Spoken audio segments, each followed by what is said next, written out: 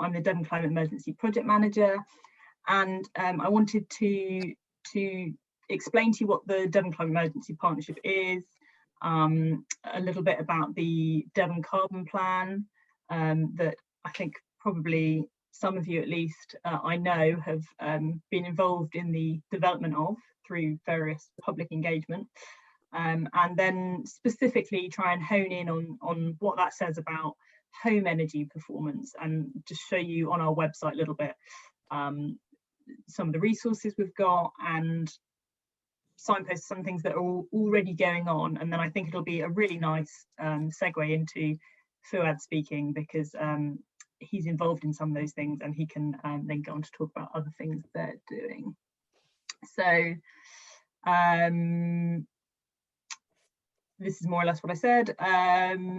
I will also highlight some of the headlines from the consultation on the Devon Carbon Plan that we did at the end of last year, beginning of this year, and highlight some of the co-benefits of achieving net zero buildings, because it's not just going to deliver lower carbon for us. And then I will take any questions that you've got, so either put them in the chat or save them up. So the Devon Climate Emergency Partnership was launched in May 2019. Its overarching aim is to create a resilient net zero carbon Devon where people and nature thrive. And so that's really got three sub-objectives to it. It's about reducing carbon emissions to net zero by 2050 at the latest, and improving the resilience of Devon's environment, because we know that we've got a certain amount of climate change locked in. It's happening. Sort of today is really a perfect example, isn't it? And so we need to prepare our communities and our ecosystems for a warm world. You can see on the right hand side the logos of the organisations in the partnership. It's got all of the local authorities, as well as people like the Wildlife Trust and some of the emergency response organisations. So it's a really broad partnership, and it's very active as well. So it's a great collaboration. So there's, in terms of the governance structure of it, there's a response group, which is the CEO, director, sort of strategic level group, and that's supported by a tactical group, which is more officer representation from mostly the local authorities, but any other partner organisation that wants to put representation on that group. And that's a lot about knowledge sharing and also doing things that support the partnership, like one of the first things they did was draft the Devon Climate Declaration, but they also sort of discuss joint funding applications and things like that. And there's two work streams. There's the mitigation, so the emissions reduction, and the adaptation, as I said, to the warmer world. The Net Zero Task Force leads on mitigation, and that's a volunteer task force of 14 individuals with expertise that range from university professors that also draft the UN reports on climate change, as well as specialists in renewable energy or building retrofit. And adaptation is headed up by the Climate Impacts Group. That's actually a regional group that includes Cornwall and the Isles of Scilly as well. And that's got representation from the Environment Agency, the police,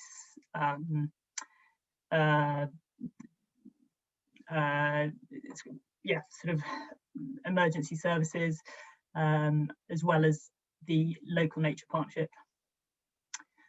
And the mitigation stream has produced the Devon Carbon Plan, and the adaptation stream is working towards a adaptation plan as well.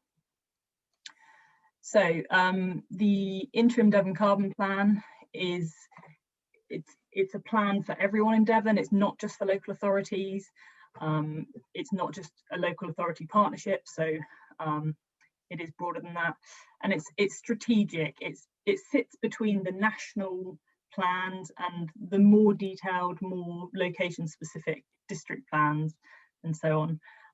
So there was an evidence gathering phase in 2019-2020, There's a call for evidence, almost 900 responses to that, including from some of you, I know.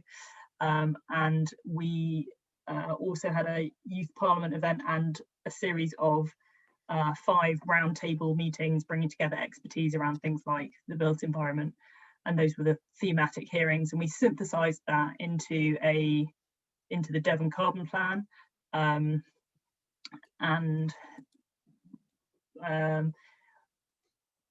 So you can see there we've split it out into publicly acceptable ideas and controversial issues. So the Devon Carbon Plan explained actions for issues that there was, for things that we found from the consultation there was broad public support for, and then the more controversial issues, things that the task force felt needed further public deliberation, were signposted to go to the Citizens' Assembly, and the Citizens' Assembly is now happening this June, July.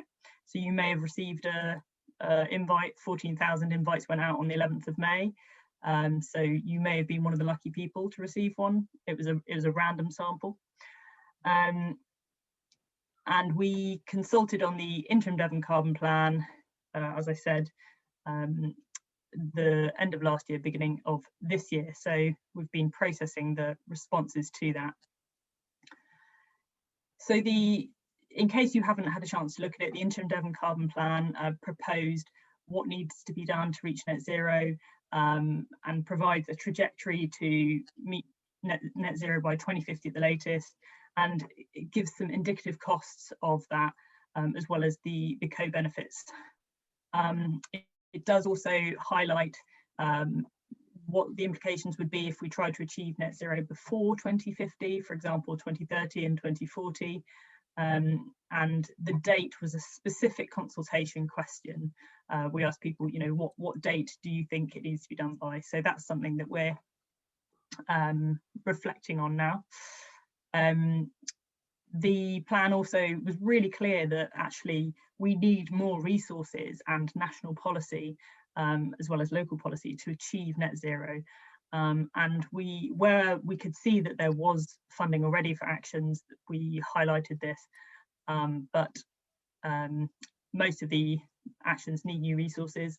But there is a lot of opportunity for redirecting existing spend, for example, people switching their energy companies. And we did highlight that Devon, as a rural county, that provides both opportunities and challenges. So some things will be easier within towns, other things will be easier within our rural areas, and we need to consider where those actions are appropriate, and we tried to signpost that by action as well as we went through. So overall, we think there's a lot of benefits as well as carbon to be delivered. We think it could deliver a fairer, healthier, more resilient and more prosperous society, including health and well-being. So warmer homes is quite key to that, and more active lifestyles. It could create new jobs and skills, and it could also enhance our environment, for example, through peat restoration and more seagrasses and trees. So the consultation told us that there was strong support for action on climate change in Devon and for the Interim Devon Carbon Plan itself. And we had 1,321 responses. 76% of respondents said they broadly support the plan, and 51% of respondents supported 2030 as the date to achieve net zero. But there were a lot of comments as well that recognised that that was really challenging, but that's what 51% of people felt was needed. And the public were able to say the extent to which they supported every action in the plan. They could go through, if they wanted to, action by action and rank them or rate them. And we asked them about the 6 issues for the Citizens' Assembly, and they came out as of equal priority to people, like within a 1 percentage point. So that was interesting. So focusing in on the built environment and what needs to happen, essentially we need to make our existing and future buildings net zero, comfortable, healthy and affordable to run. Buildings and amenity lighting, so things like street lighting and so on, produced 42% of Devon's greenhouse gas emissions in 2018. And that's split almost equally between residential and commercial and industrial buildings. So that, to give you a bit more of a breakdown for that, the burning of fossil fuels for space and water heating and manufacturing processes are responsible for 28% of Devon's emissions, and then the remaining 14% is from the consumption of grid supplied electricity. So a lot of it is direct fossil fuel use for heating. So what needs to happen in the built environment? Well, retrofit of existing houses, retrofit of non-domestic buildings, and then new buildings need to be net zero as soon as possible, as well as achieving energy savings in public and shared spaces in the built environment. And there's already been a lot of work done on street light rationalisation and changing of bulbs. So I'm going to focus in on retrofitting existing housing. So we need to reduce heat and energy requirements, so that's essentially, making our houses more efficient with things like insulation and double or triple glazing, and decarbonise the heating systems. That's primarily probably going to be electric heating through heat pumps, but in some cases it might be some use of hydrogen or biomass and some use of hybrid heating, for example, a combination of air source heat pump and hydrogen or green gas boilers, and particularly in new build areas, but sometimes they can be retrofitted, low carbon heat networks, and whole house, and the retrofit could be both sort of in one whole house retrofit and also incremental retrofit, increasing higher, making changes over time to the desired level, but we need to really develop the supply chains for that. So to give you a taste of the scale, there's 581,000 homes in Devon that probably need retrofitting, and that the scale of that is pretty large, and many of them are currently one of the lower energy performance certificate ratings. So you can see here that 43% of our housing stock currently has a D energy performance rating, and only 9% is an A or a B.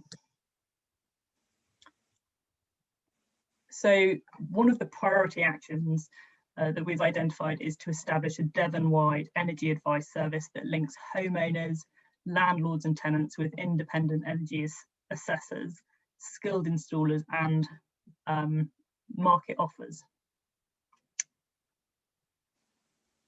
I'll say a bit more about that project action in a moment, but just to highlight the co-benefits of what we can achieve apart from carbon savings if we retrofit our housing. It will generate a lot of jobs and upskill people, reduced energy bills, reduced outdoor lighting will also increase how well we can see the stars and have a lot of benefits for wildlife, and the health benefits will be enormous, such as the reduction of winter deaths, asthma, poor mental health, and this will lead to reduced costs for the NHS, and also a reduction in fuel poverty. So what is happening already? There is some really encouraging progress, particularly on the Devon Energy Advice Service. So Fuad will probably be able to tell you more, actually, as he's on the group working on it, as I understand, but he can sort of jump in at the Q&A perhaps, but it's fantastic that community energy groups are working on this already in combination with local authorities. So the Devon Community Energy Network, as I understand it, is assessing the retrofit market in Devon to establish a business case for this service. So the service is seen ideally to be a one-stop shop for people in Devon who want to improve their energy efficiency of their homes or workplaces. And the idea is that we first need to understand, you know, what housing types do we generally have in Devon, what is the need, and then we can understand how we can make a sustainable supply chain for meeting this need. So the Devon Community Energy Network has got some resource from the Plymouth Energy Community and the Southwest Energy Hub, and they're in the first stages of developing this service. And they have been inspired by a cooperative business model called the Carbon Cooperative that's working well in the Manchester area, and that's helping to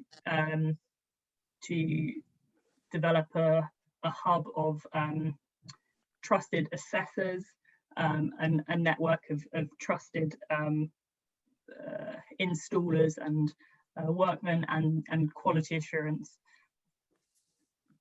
So someone has also been employed at Devon County Council to help lead a pilot of this approach. So that's encouraging as well. So also the Green Homes Grant Local Authority Delivery Scheme is underway. So that's financial support for local authorities to help make the hardest to heat homes more energy efficient for the most vulnerable people. And quite a few of the district councils were successful in getting some of that funding. So West Devon and Exeter, East Devon and Plymouth got funding for that, as well as Devon County Council as a whole through the Cozy Devon Consortium. So they are currently helping a number of homes. And the Solar Together scheme as well has 913 households have now received roof surveys, and installations have started of solar PV and batteries.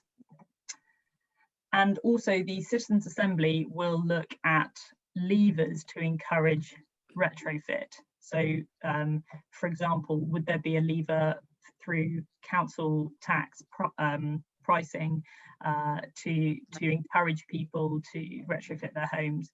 Or for example, when you went to ask the planning permission for an extension, you know, would there be a trigger there where you were encouraged to retrofit your home? So it'll be interesting to see what the Citizens Assembly recommend on that. So I just wanted to highlight for you some things on our website as well. So I'll just stop sharing my slides for a minute and just show you on our website what we've got currently at the moment.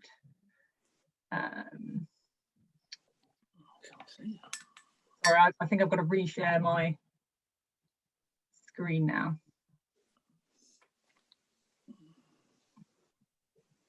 So can you see that now? Yeah. Mm-hmm. So if you can see the menu at the top here, we have a tab called Resources. And for instance, there's individual top tips. And as well as calculating your personal carbon footprint, you can look at top tips for heating and lighting, travelling, lobbying, eating, shopping, washing and drying, waste and recycling.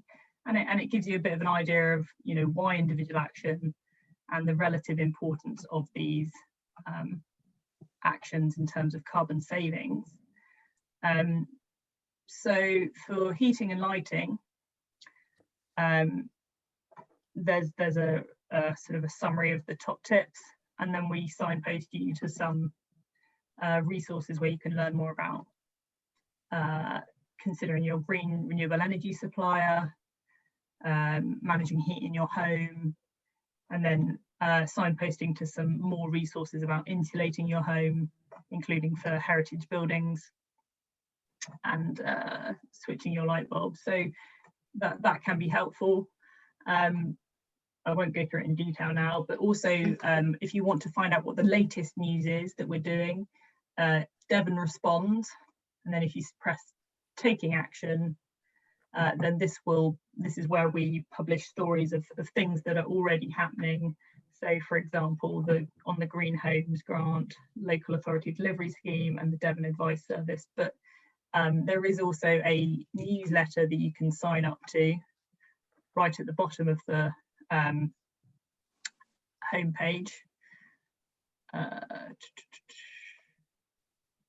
And that will mean that you'll get the latest news straight to your email.